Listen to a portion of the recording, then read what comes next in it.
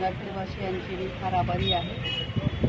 काही कारणास्तव माझी जी बदली झाली होती त्यामुळे न्यायालयाने माझ्या बाजूने निर्णय दिला.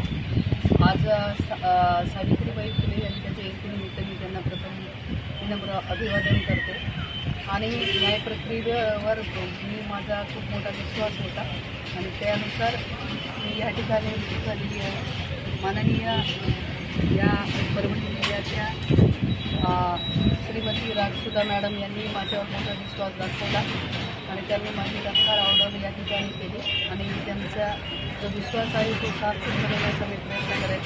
आणि यापूर्वी जे मी 13 महिने त्या पोलीस स्टेशनमध्ये काम केलं तर त्या कामाची पावती आज मला मिळाल्याचा सार्थ अभिमान आहे. मी दुसरं काही केलेलं नाही, फक्त हे गणिती पद्धतीने मी कामं जी सोडवलेली आहेत आलेल्या व्यक्तीला तळागाळातल्या व्यक्तीला न्याय कसा देता येईल आणि यापुढे मी तो देणार आणि कोणत्याही व्यक्तीला क्षती पोहोचणार नाही. विशेषतः ग्रामीण भागातले जे गरीब शेतकरी आहेत त्यांचे जे जास्त वाद वगैरे असतात ते जागेवर जाऊन मिटवण्याचा प्रयत्न करेन जेणेकरून न्यायालयामध्ये जास्तीत जास्त चक्कर मारण्याची वेळ येणार नाही.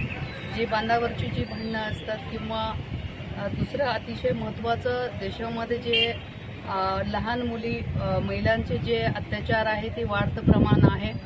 त्यामध्ये जे अनेक जे वेगवेगळे कारणं त्याला आहेत पण त्या कारणांसाठी मी मागील वर्षीची जी समितीची नेमणूक केलेली आहे त्यांच्या माध्यमातून तसेच शहरातील जे प्रतिष्ठित नागरिक आहे त्यांच्या मदतीने मी हे कार्य चांगल्या पद्धतीने पार पाडेल असा माझा विश्वास आहे.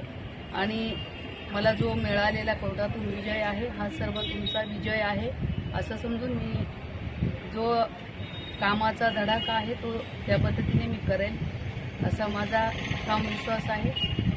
या संत जनाबाई नगरीमध्ये मी ज्या दिवशी पहिल्यांदा पाऊल टाकलं होतं तर प्रथम म्हणजे आपल्या ही संतांची भूमी आहे त्या पद्धतीनेच मी संतांनी ज्या पद्धतीने मेडिटेटरचं काम केलं त्या पद्धतीने मी काम करेल. आपल्या सर्वांना न्याय देईल. जय हिंद, जय महाराष्ट्र.